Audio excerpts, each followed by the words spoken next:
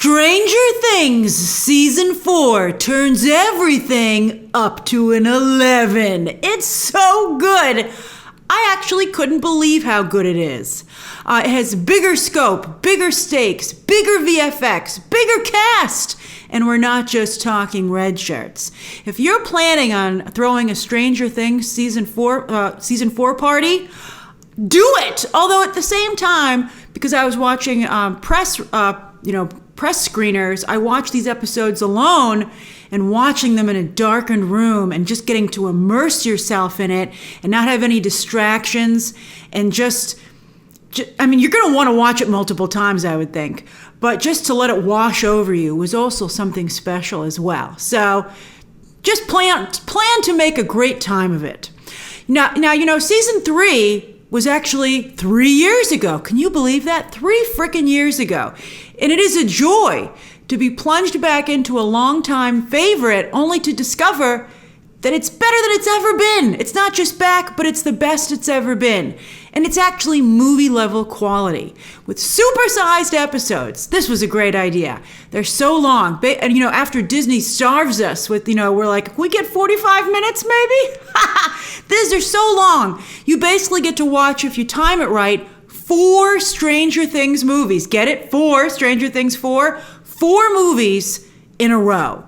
Now, I know many of you will want to binge, but I would advise you to hold out, because the series then will just become a blur, and this is too good for that. This is appointment streaming. This gives Netflix finally the type of content they need to compete with Disney Plus's big fan events, big franchise events.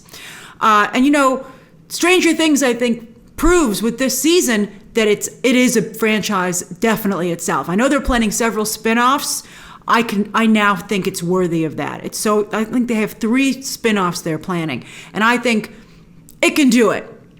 And while the Marvel and Star Wars shows have the benefit of decades of canon to draw from, Stranger Things is new. Stranger Things levels the playing field by again being movie-level quality, one of the few complaints we've had besides the runtime about the Disney Plus shows. Isn't that funny? This gets those things right. So you have everything. It's incredible. Not only is Stranger Things Season 4 very inventive with its creativity. I was like, what a great choice for that shot. Oh, look how the camera zoomed. Oh, you go through the window. That's amazing. I love it. It's like James Wan level stuff. The one you remember in Malignant. I don't know if you saw Malignant. It was fun. But, the great camera movement. It was great. I was blown away. It adds a lot of energy, too. The Duffer Brothers, who direct many of the episodes, including the first 2, they're ready for a feature. Fantastic Four, Feige should be on the phone. Feige should be calling a lot of these people in front of and behind the camera. But it's an ode, not just to the 80s. It is to the 80s. I wore this shirt in particular. I felt it had an 80s vibe to it. You should, you really get in the mood. You're going to have such a good time. But it's also an ode to blockbusters in general, referencing many films, not just from the 80s, visually, thematically, and with dialogue. Sometimes lines of dialogue directly from the film themselves. They had one from Jurassic Park. It's great. It also helps Stranger Things Season 4 is an edge-of-your-seat thrill ride, with the end of Episode 1 actually having me talking out loud to my television. I couldn't believe they did that. I was like, wow. And I'm telling you, though, pace yourself. In some incredibly satisfying moments throughout the first 7 episodes, which dropped this Friday. The last 2 episodes dropped July 1st. Don't worry, that's basically, the final 2 episodes are like 4 hours, so you've got another 2 movie nights ahead of you. And then there's one more final season after that, a 5th season, and I don't know how they're going to top this, though. So, they're really raising the bar high. This feels very much like a finale, but there is actually one more season to go. Stranger Things Season 4 also benefits from spreading out its cast into separate storylines. It has a huge cast, but it gives them the room to do it correctly. Again, they don't shortchange the running time. Oh, it's beautiful. Hopefully this encourages other series to not cut down on running time either, because it's so frustrating. Here they have all the time they need to do everything correctly and satisfyingly, and it is a treat. It's as good as we thought it would be. It's amazing. And the storylines are geographically distant, so that gives the show a lot of variety, so it doesn't feel like the same. But also, of course, the storylines do relate to one another and are, of course, converging. But that keeps the pace moving very quickly. Remember, that's the famous saying for making, for film, for storytelling, or any storytelling, you start a scene as late as possible and you end it as early as possible. And this show does that really, really well. Their timing is incredible. It's impeccable. And it never drags, therefore. The only part that drags just a tad is 11's story in about the middle. Basically, there's like one episode where I was like, come on, let's hurry things up here. But they more than make up for that with 11 in episode 7.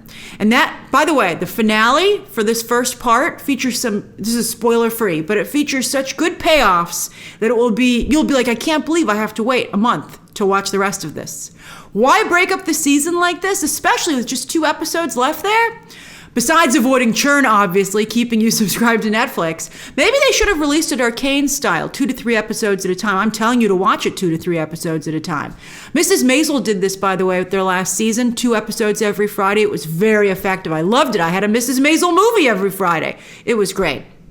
I think a Stranger Things movie, a couple Fridays in a row, and they experimented that with that recent scary movie thing that they were doing, right?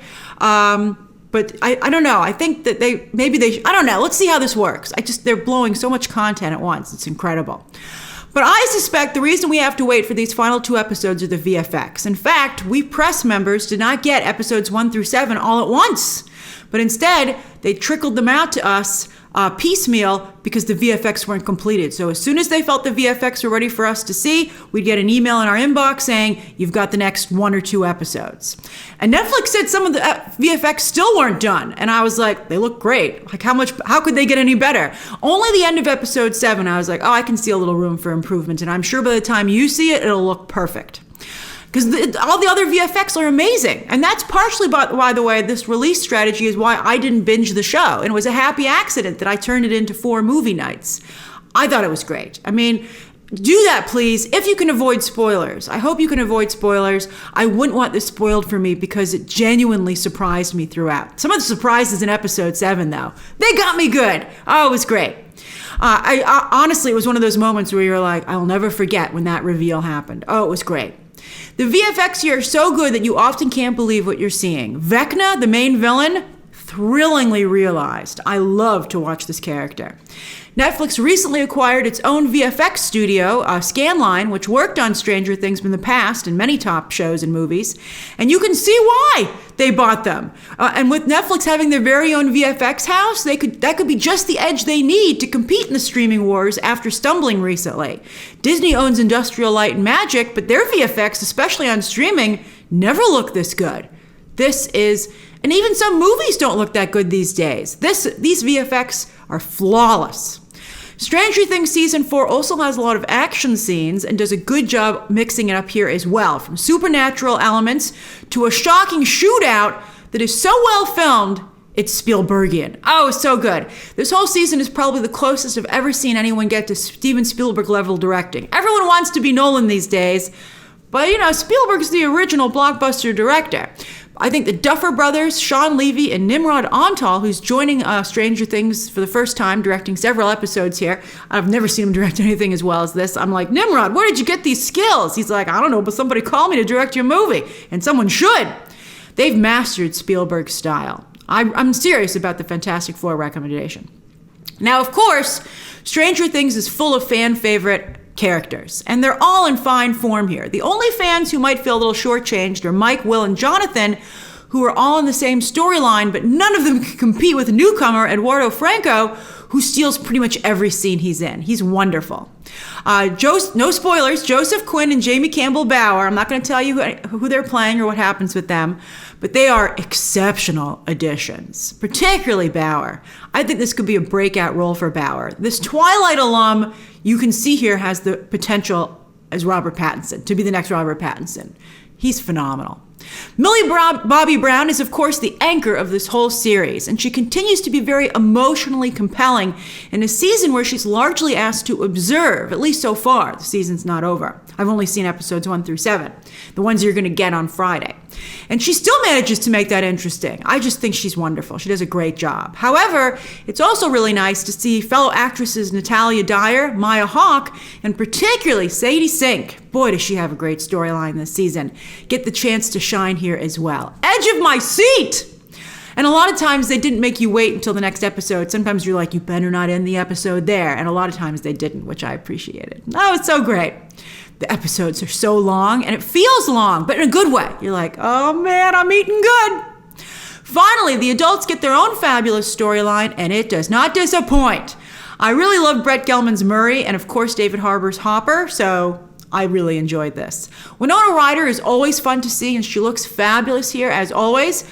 But this series has never really evolved her as a character, never developed her, which is unfortunate because it's frickin' Winona Ryder. Watching this, I was like, I hope she has a big part in the new Beetlejuice. She does have one moment here, though, where I was just blown away, and we'll talk about it in the spoiler review. In conclusion, let me just say that every time I got an email from Netflix's press office that they'd added new episodes for me to watch, it put a smile on my face if I couldn't just drop everything and watch it immediately, but I was like, tonight's gonna be good. And let me tell you, every night it was good. I was blown away every time I pressed play. Netflix is under a lot of fire right now, as we all know, with some delighting in their misfortune.